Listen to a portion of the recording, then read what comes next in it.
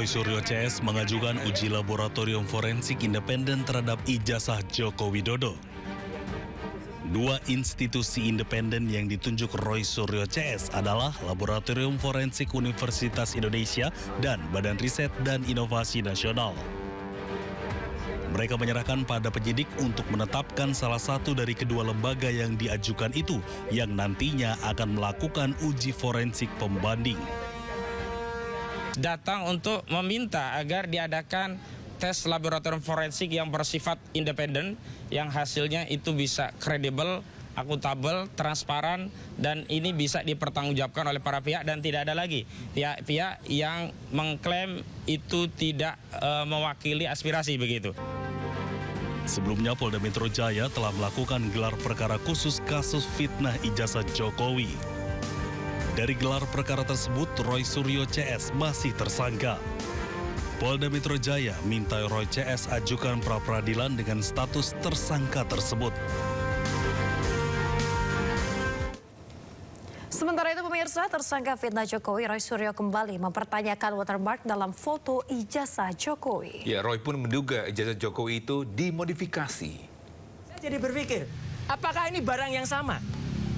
Jangan-jangan ada barang yang lain. Jangan-jangan, sekali lagi. Karena di sini sama sekali nggak ada watermark. Sama sekali nggak ada emboss. Kenapa? Karena waktu itu kita belum mempermasalahkan watermark, belum mempermasalahkan emboss. Jadi jangan-jangan ada modifikasi lagi yang dilakukan terhadap ijazah yang ada di sini. Kenapa? Karena watermark dan embossnya itu tipis sekali. Dan itu hanya secara grafis, secara visual, tidak bisa kami raba. Ya, karena itu sangat mungkin. Kenapa tipis? Karena kalau tebal nanti menimpa semuanya lagi. Nah, nanti saya jelaskan. Kenapa saya bisa melakukan analisis ini? Izin, Pak Kop. Saya terangkan ya, mohon maaf sekali lagi. Jelek-jelek gini, 30 tahun yang lalu saya adalah juara nasional lomba fotografi. Juara nasional loh, juara 1. Ya, lomba fotografi nasional Piala Parpostel. Pada saat tahun yang sama saya juara 1 lomba perkebunan, foto perkebunan. Dan juara 2 lomba iptek Piala Pak Habibie waktu itu. Ya, dan saya juga orang yang tidak hanya berkutat di dunia fotografi motret. Saya adalah orang sejak SD. Sekali lagi, sejak SD, sejak tahun 78, saya sudah mencetak foto di kamar gelap sendiri di rumah saya di Pakualaman. Pemirsa, tim kuasa hukum Roy Suryo CS menambah daftar saksi dan ahli dalam penanganan perkara dugaan ijazah palsu Presiden ke-7 Joko Widodo.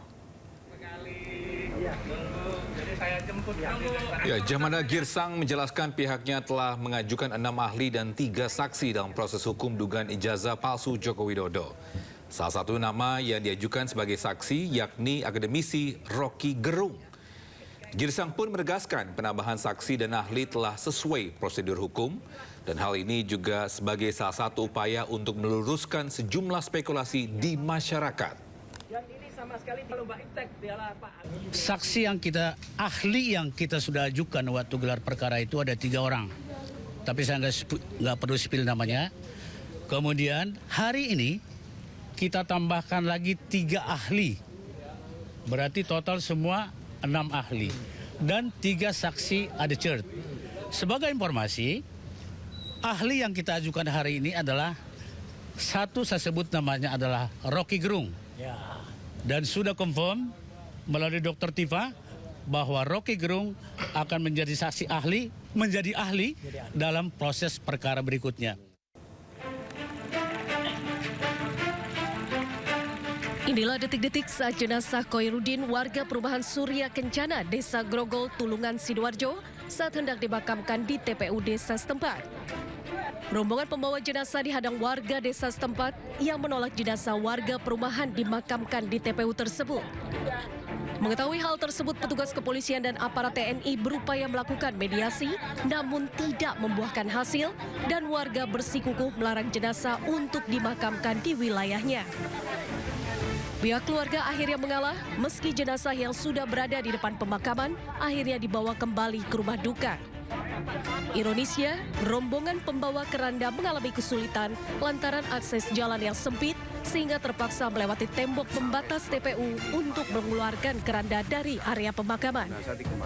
Mereka ngotot dengan nada keras dan membentak gitu kan.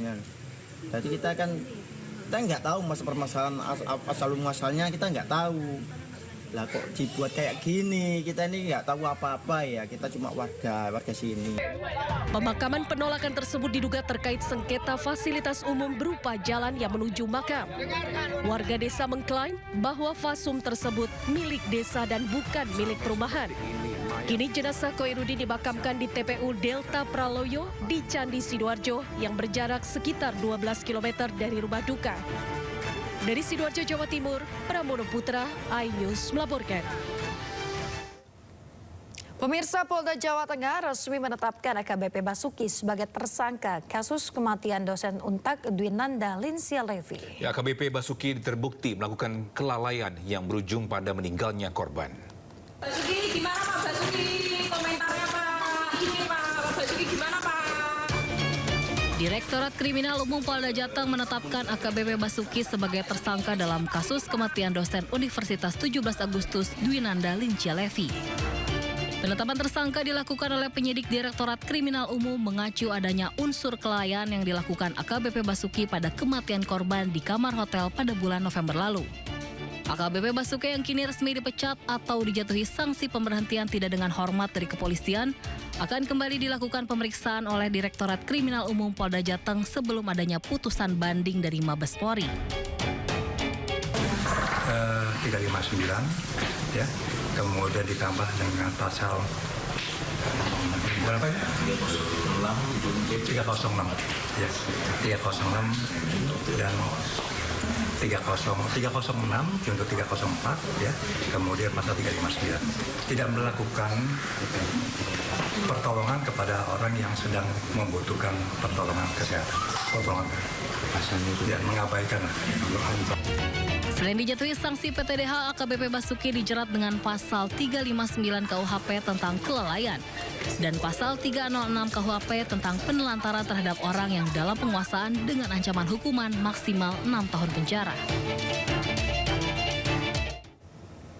Pemirsa, Bribka AS, anggota Polres Probolinggo dan SY tersangka kasus pembunuhan mahasiswi UMM Faradila Amalia Najwa masih diperiksa penyidik. Ya, tersangka AS tega menghabisi nyawa adik iparnya dipicu sakit hati dan ingin menguasai harta korban.